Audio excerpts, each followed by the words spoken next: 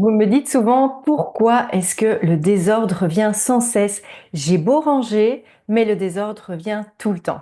Alors aujourd'hui, dans cette vidéo, ce que je voudrais vous partager, c'est pourquoi est-ce que ce désordre revient tout le temps et surtout comment y remédier.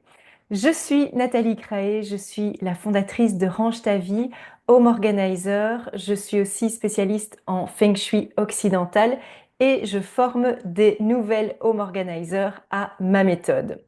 Maintenant qu'on se connaît un petit peu mieux, je vais vous aider à comprendre les mécanismes qui font que vous n'arrivez pas à maintenir l'ordre chez vous et que vous avez l'impression de tout le temps ranger mais que ça ne se voit pas et que ce n'est pas efficace.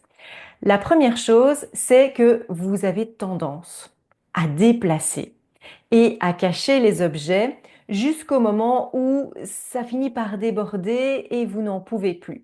Donc vous avez tendance à accumuler dans des coins, sur le bord des meubles, vous faites des petits tas à certains endroits. Oui, oui, je sais, vous êtes en train de me dire que je vois chez vous, mais c'est ce que vous avez tendance à faire. Et si vous faites de cette façon-là, si vous avez tendance à cacher et à déplacer, c'est probablement parce qu'il y a un deuxième problème que vous ne voulez peut-être pas vraiment voir, c'est parce que vos armoires sont pleines, vous le savez pertinemment bien, elles sont peut-être même difficiles d'accès, ces armoires. Peut-être qu'il y a des choses qui se trouvent devant les portes ou devant les tiroirs et qui vous empêchent carrément d'accéder à ces tiroirs. Et vous savez qu'un tri est indispensable pour pouvoir retrouver un intérieur qui est serein, qui vous correspond aussi. Mais rien que l'idée de devoir commencer ce tri et ce désencombrement, eh bien, ça vous décourage. Parce que, en réalité, vous avez déjà essayé. Vous l'avez fait plusieurs fois. Mais vous avez fini par tout laisser en plan. Tout est resté là. Et ce que vous avez fait finalement, c'était pire qu'avant. Donc dites-moi un petit peu si vous vous reconnaissez dans dans ce profil, dans cette façon de faire, parce que c'est des choses qu'on a tous fait à un moment donné. Et résultat de ce découragement, c'est que vous perdez confiance en vous, vraiment. Vous vous dites que vous êtes vraiment, en fait, peut-être ce qu'on appelle un bordélique ou une bordélique. Donc voilà, vous vous résignez. Et ça vous mine aussi, ça vous mine le moral. Donc il y a cette perte de confiance, cette perte d'estime de vous-même parce que vous n'arrivez pas à ce résultat d'avoir finalement une maison qui ne soit pas nickel, hein. Moi, je suis vraiment pas pour les maisons qui sont impeccables.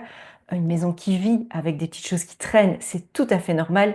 Mais quand vous avez des armoires qui sont pleines, plus accès à ces armoires, plus accès aux pièces, et en plus du désordre qui est visible et qui vous ronge quotidiennement, ça devient vraiment difficile à vivre. Et c'est pas votre faute puisque vous avez peut-être tout simplement à un moment donné perdu pied dans votre vie entre une maladie, un décès, un départ, une séparation, un déménagement, des travaux, tout parfois qui est cumulé. Eh bien, c'est vraiment le désordre peut devenir tout simplement un symptôme.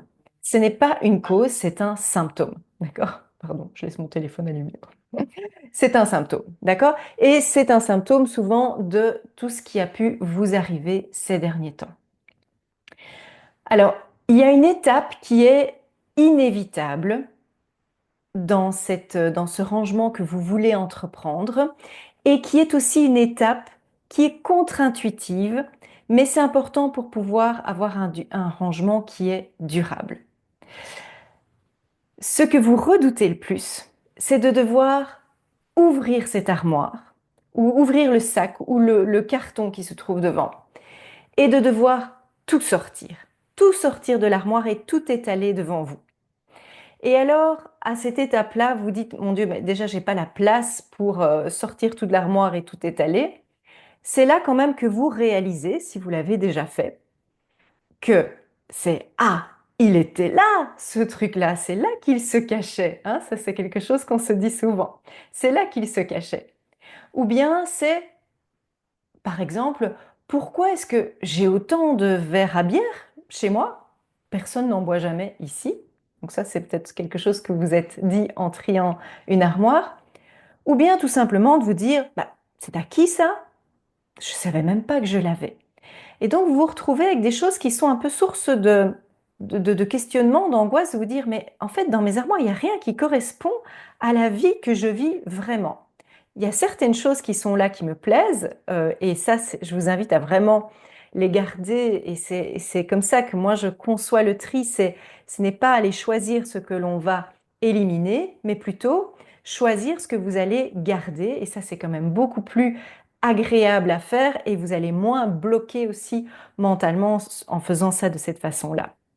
Mais c'est surtout ce que je vous invite à faire pour éviter de redouter cette étape dont je vous parlais, qui est l'étape ultime, qui est l'étape vraiment euh, inévitable par laquelle vous allez devoir passer, qui est de tout sortir à un moment de l'endroit que vous choisissez de trier. Et c'est contre-intuitif parce que on a l'impression qu'on va tout laisser en plan et que ça va être vraiment pire qu'avant. Pour éviter ça, moi, ce que je vous invite à faire d'abord, c'est trois choses. D'accord? On va voir trois choses ensemble. C'est d'abord de délimiter le temps que vous allez y consacrer à ce rangement que vous avez choisi de faire.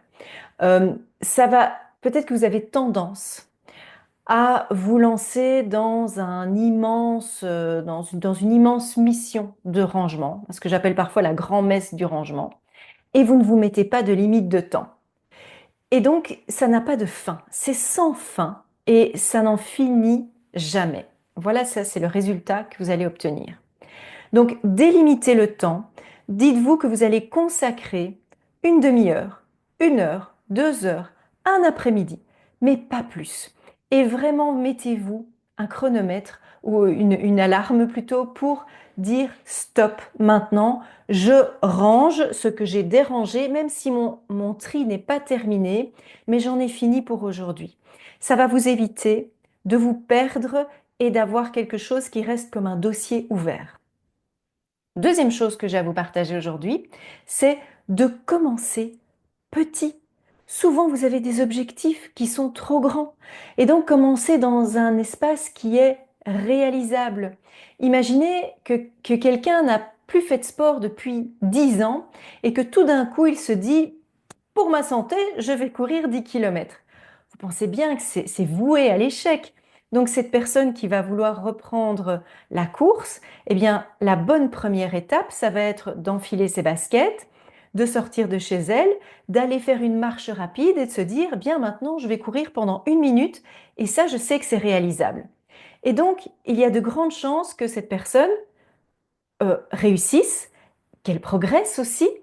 Et pour le rangement, eh bien c'est exactement la même façon de procéder. Il vaut mieux faire un petit espace que vous allez délimiter. Ça peut être une étagère, un petit tiroir, même parfois la moitié d'une étagère ou la moitié d'un tiroir. Vraiment quelque chose de très limité, une petite boîte. Vous savez, ces petites boîtes, on met plein de petits bazars, les boîtes à bijoux, le tiroir avec les chaussettes, vraiment un tout petit truc, un tout petit espace où vous allez pouvoir avoir un objectif qui est atteignable, qui est réalisable. D'accord? Donc ça, c'est pour la deuxième astuce que je vous partage aujourd'hui.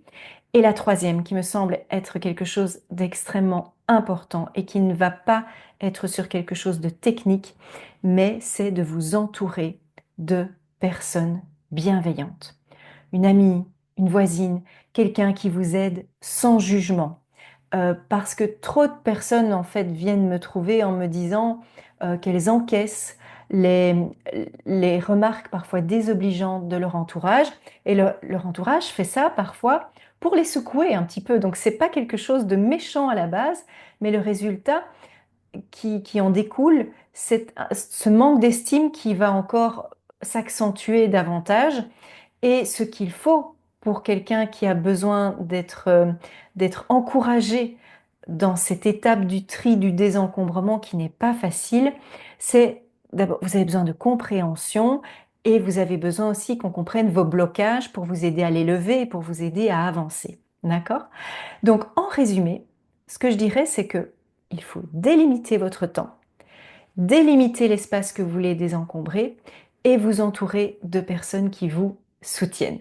Alors, il ne s'agit pas d'objectifs à atteindre, mais de moyens Ça, j'aime beaucoup le préciser, c'est qu'il s'agit de moyens que vous allez mettre en œuvre pour retrouver un intérieur plus serein et reprendre aussi confiance en vous. Ce que je vous propose aujourd'hui, c'est de rejoindre la liste d'attente que j'ai créée pour le programme Range ta vie, parce que le programme Range ta vie, c'est ça, c'est délimiter votre temps, c'est délimiter l'espace et avoir une équipe qui vous soutienne, puisqu'on est toutes dans le même bateau, on est toutes dans la même démarche de désencombrement, sans jugement, avec beaucoup de bienveillance. Et donc j'ai créé cette liste puisque pour l'instant le programme Range ta vie est en cours, mais on redémarre au mois de juin. Et si vous voulez vous inscrire à cette liste d'attente, ça vous permettra déjà d'obtenir des conseils exclusifs pour vous aider déjà à commencer à avancer. Et ça vous permettra aussi de voir ce que c'est exactement que ce programme et de voir si ça vous convient. Donc je vous invite dès aujourd'hui à rejoindre la liste d'attente pour le programme Range ta vie qui va vous aider à avancer pas à pas, un petit peu comme un sportif qui reprend la course à pied petit à petit, mais de façon régulière. On prend des habitudes saines et on remplace les mauvaises habitudes par les bonnes. C'est vraiment ça que nous allons faire ensemble. Je vous souhaite une très très belle journée et je vous dis à très bientôt. Au revoir.